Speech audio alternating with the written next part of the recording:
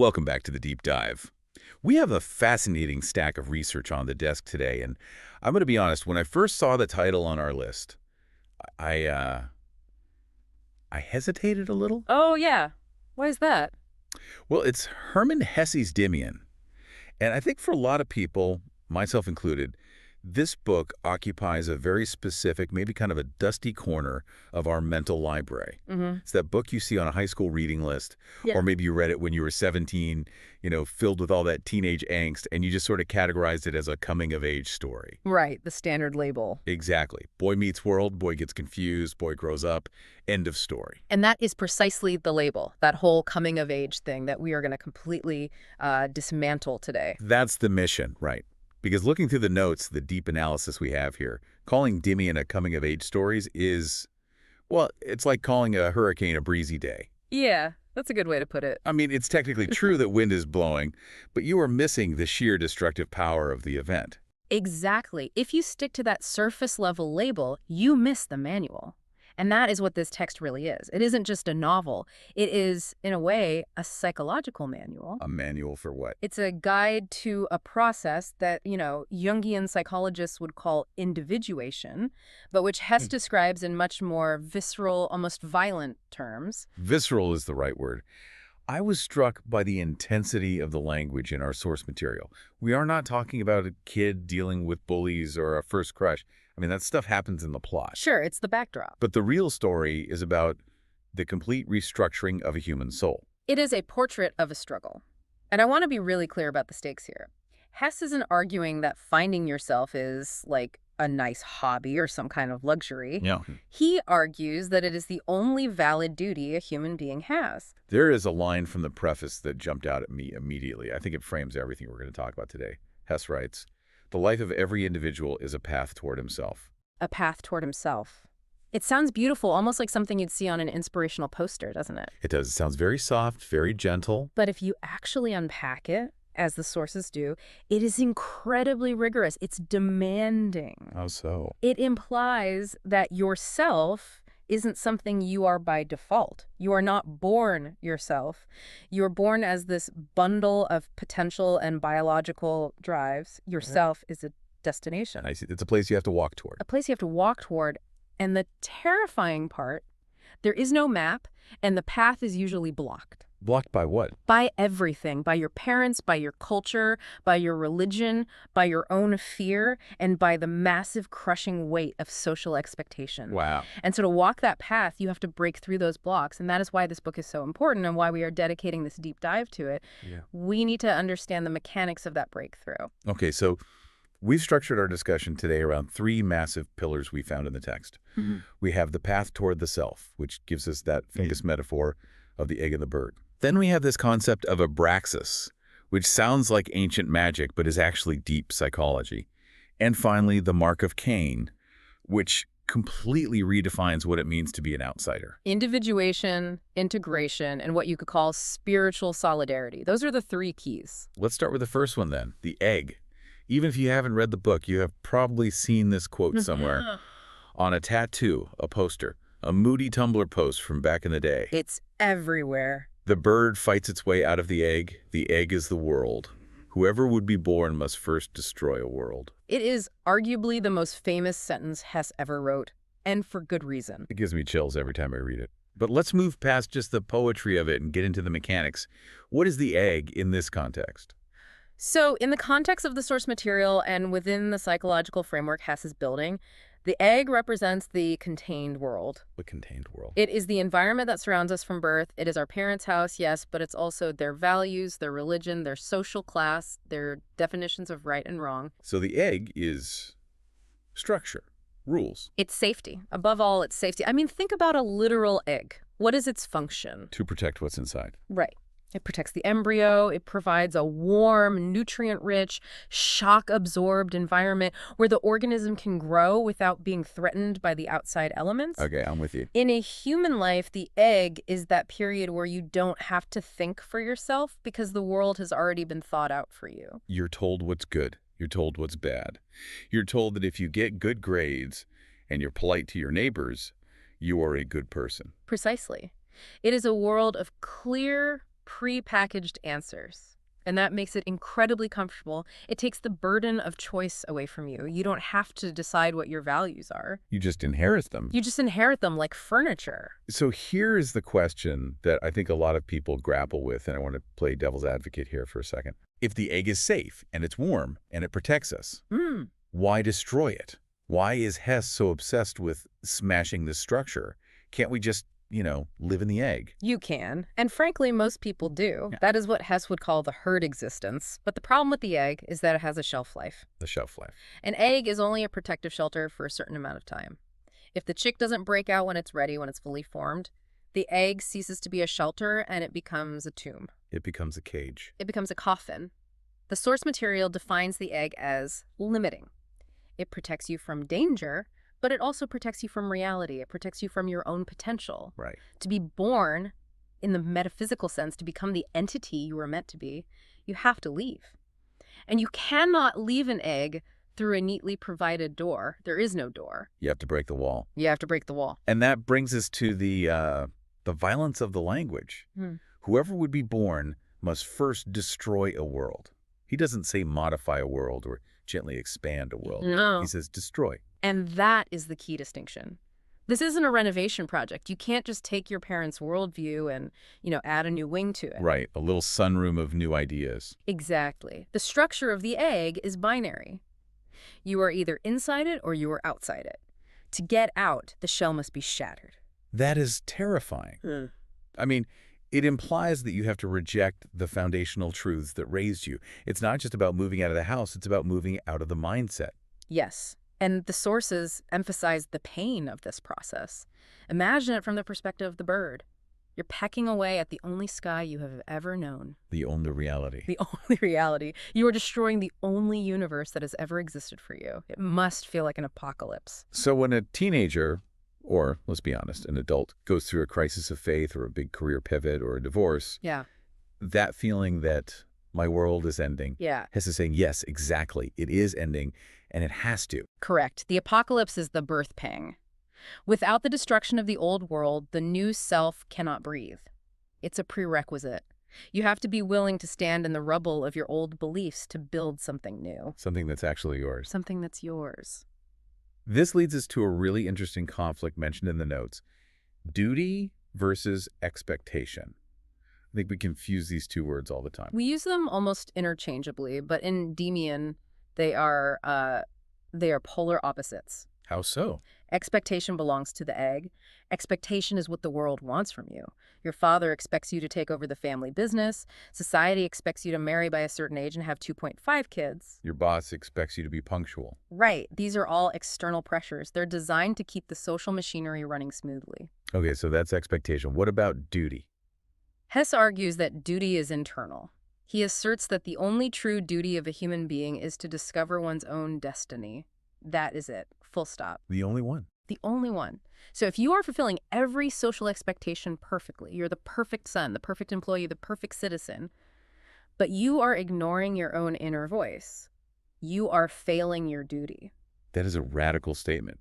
It basically says that being a good person by society's standards can actually be a spiritual failure. It can be a sin against oneself.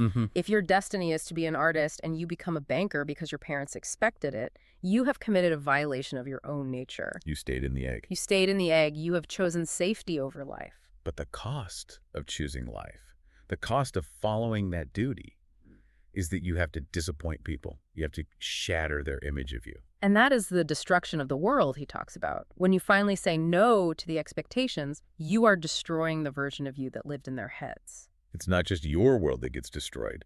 It's theirs, too, in a small way. Absolutely. It creates conflict. It creates distance. But Hesse is adamant. There's no other way. You cannot become yourself while trying to please everyone else. It's impossible. It's a heavy price. But I want to ground this a bit more. The book isn't just philosophy. It's a story about a guy named Emile Sinclair. Right. Let's move to section 2, the two worlds, because Sinclair's struggle is the practical application of all this egg talk. So who is this kid, Sinclair? Emile Sinclair is our protagonist, and he's the narrator. He starts the book as a young child, roughly 10 years old, and his struggle begins with the realization that his life is divided. He perceives the world not as one unified thing, but as two distinct, warring realms. The notes call this the world of light and the world of darkness. Let's paint the picture of the world of light first. What does that look like? The world of light is his parents' house. It's the front parlor. It smells like cleaning polish and dried flowers. I can picture that. It is the world of morning prayers, Christmas carols, school grades, politeness, and clean hands. It's the Instagram filter version of life. Everything's neat, it's tidy, it's predictable. It is. It is everything that is proper, constructive, and safe. And Sinclair loves this world.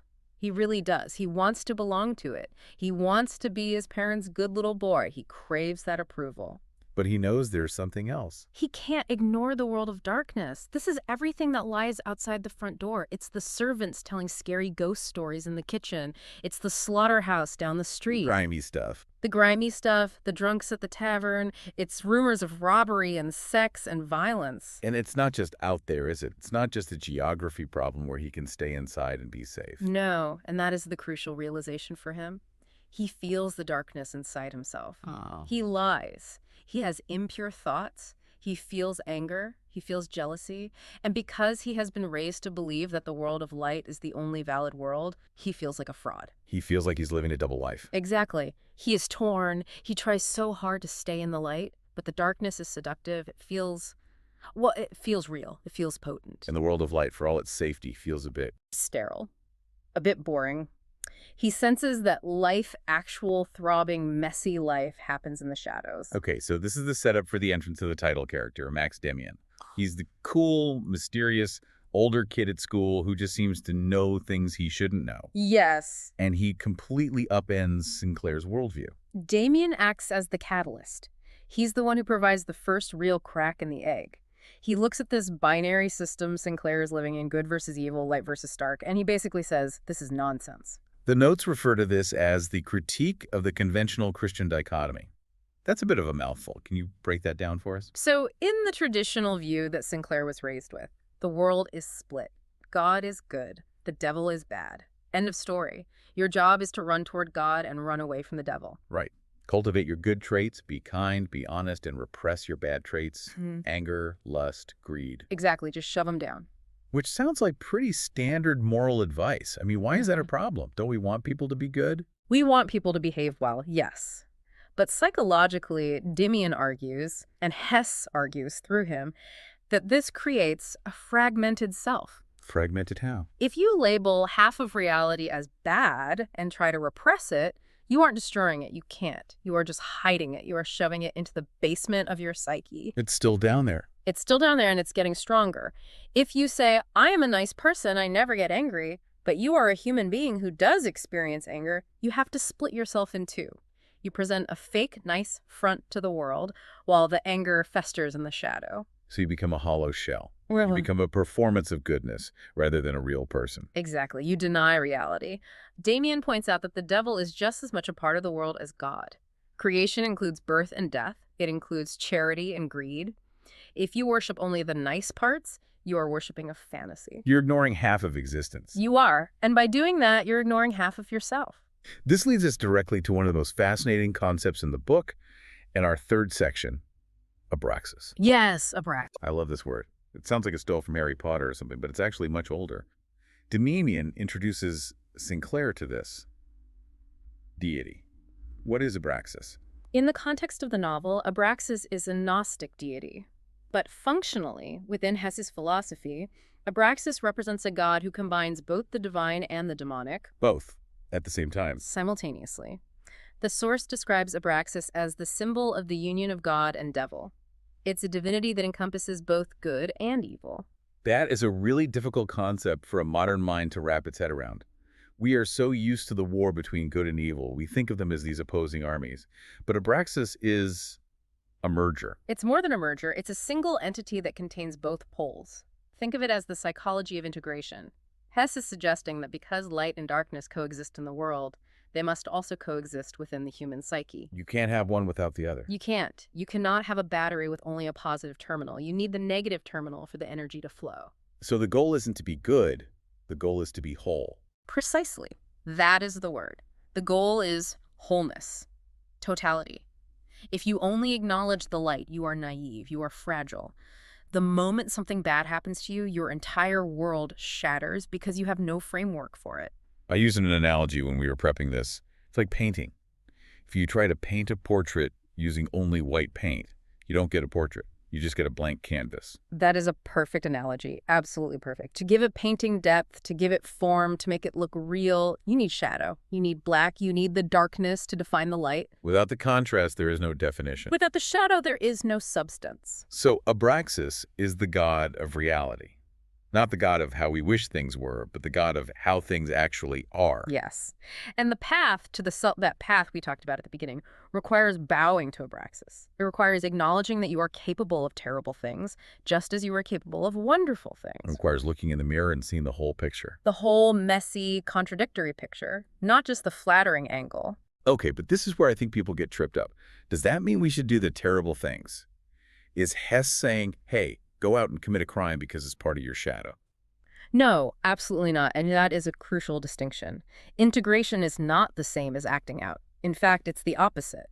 The person who denies their shadow, who represses it, is usually the one who snaps and does something terrible. They have no control over it. They have pushed it down for so long that it eventually explodes. Right, we've all heard stories of the perfectly nice guy who just suddenly loses it. Exactly. The person who integrates their shadow says, wow, I feel a murderous rage right now. I acknowledge it. It is part of me. And because they acknowledge it, they can control it. They can choose what to do with that energy. They can channel it. They can channel it into art, into work, into positive change.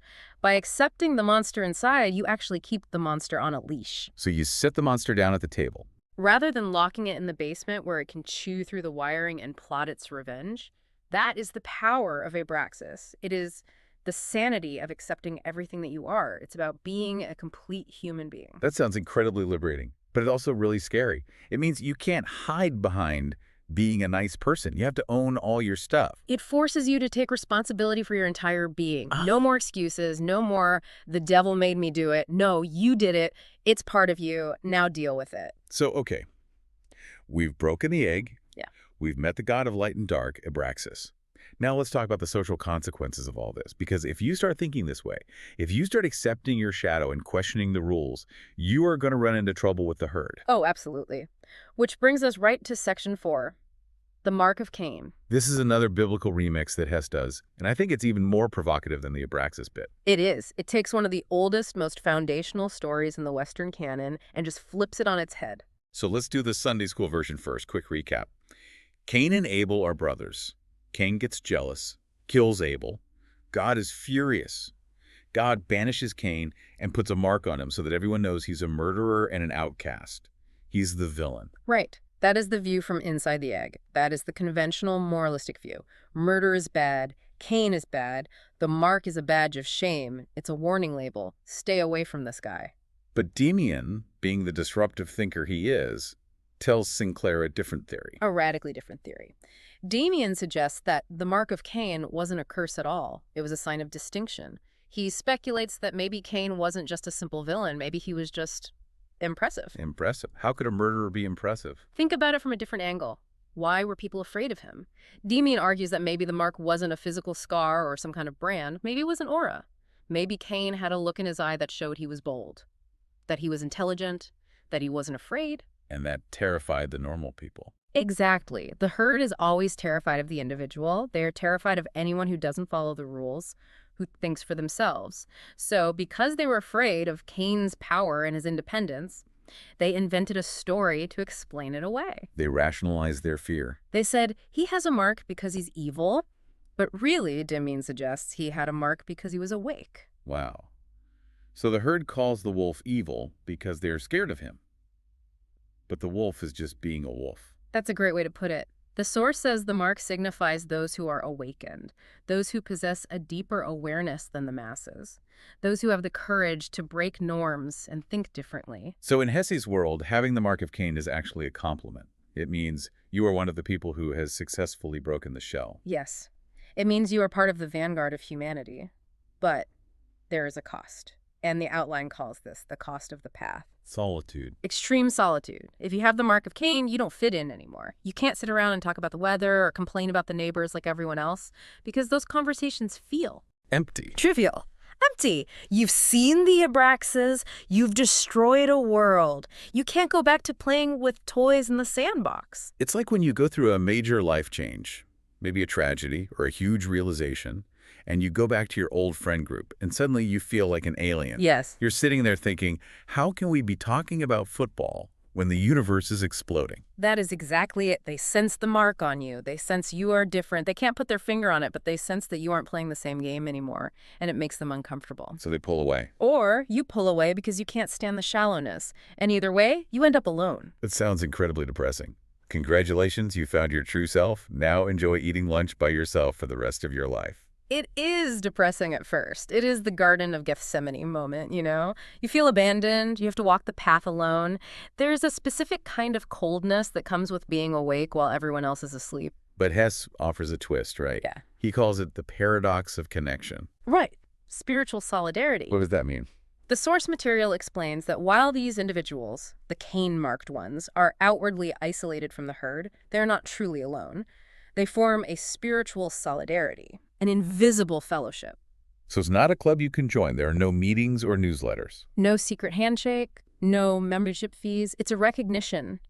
You might be walking down a crowded street, feeling completely and utterly alone, and then you lock eyes with a stranger across the way. And you just know. And you just know. You see it. You see the mark. You see that same depth, that same struggle, that same refusal to be a sheep. And in that single moment, you know you are connected. It's a quiet fellowship. It is a fellowship of those who are ushering in a new era.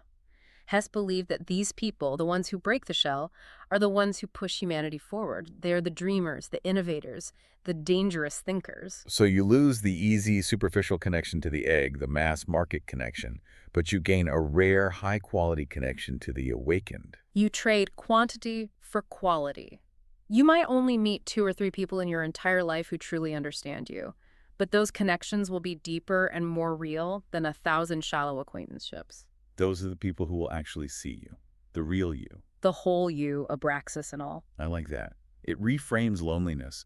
It's not that you are abandoned, it's that you are holding out for the right tribe. You are waiting for people who see the Abraxas in you. Exactly. You are waiting for your peers. This brings us to the final synthesis, Section 5, Meeting the Inner Demian. We've talked about the bird, the god, and the mark. But we need to address the character of Demian himself one last time, because as the book goes on, he starts to feel less and less like a separate person. That is the key shift. At the beginning, Demian is a mentor. He is a guide. He's the cool older kid who explains the world. But by the end, the source suggests we shouldn't view Demian as a separate entity at all. Demian is a concept. So the goal isn't to find a Demian to save you. No. The goal is to become your own Demian. What does that mean exactly? Demian represents the self with a capital S. He represents the fully integrated human being who has accepted the light and the dark, who has broken the shell, who bears the mark of Cain without fear or shame. He is the destination of the path. So when Sinclair is looking for Demian, when he misses him, he's really looking for his own potential. He is looking for his destiny. He's looking for the part of himself that is already awake, that already knows the truth. And that leads to the ultimate challenge Hesse poses to the reader. It is a direct question. Are you walking your own path? Yeah. It's not a rhetorical question in the book. It feels like he's grabbing you by the shoulders and shaking you. It is a refusal of complacency. The source explicitly calls for refusing to be complacent within social expectations. It demands that you stand up and take ownership of your soul. It demands that you stop blaming your parents or your school or your job for who you are and the life you're living. The life of every individual is a path toward himself. We are back to the start. We are. But now we know what the path looks like. It's not a gentle stroll in a garden. It looks like destruction. It looks like confusion. It looks like pain and loneliness. But it leads to the only thing worth having. Yourself. Yourself. It really is a manual. I get it now. It explains why this book has resonated with so many generations. Every teenager, every adult going through a midlife crisis, they all feel that shell closing in. And they all need permission to break it. Demian is that permission slip. It says, go ahead, break it. It's supposed to break. You are supposed to change. That pain is not a sign of failure. It's a sign of birth. Before we sign off, let's recap the key takeaways for you, the learner. We've covered a lot of ground here. Okay, first, the egg. Breaking the shell is painful, but it is necessary. Destruction precedes birth. You cannot become yourself without leaving the safety of the norm. Second, Abraxas. The world is not just light or dark, it is both. and you are both. To be whole, you have to integrate the shadow, not hide it in the basement. And third, the mark of Cain. If you wake up, you will be lonely. That's the price. But that loneliness is the price of admission to a deeper spiritual solidarity with others who are also walking their own path. I love it. Now, we always like to leave you with a final provocative thought, something to chew on, based on everything we discussed. If the egg represents the values, the norms, the relationships, the job, the safety you're currently clinging to, I want you to ask yourself, which specific world or belief is currently holding you back from your next stage of birth? What needs to be destroyed so you can become yourself? Maybe it's a career expectation you've outgrown. Maybe it's a religious dogma you no longer believe in. Maybe it's just the deep-seated need to be liked by everyone. Whatever it is, identifying it, that's the first crack in the shell. That is a scary question, but it's probably the most important one you can ask yourself. Listen to that inner voice. Don't be afraid of the crack in the shell.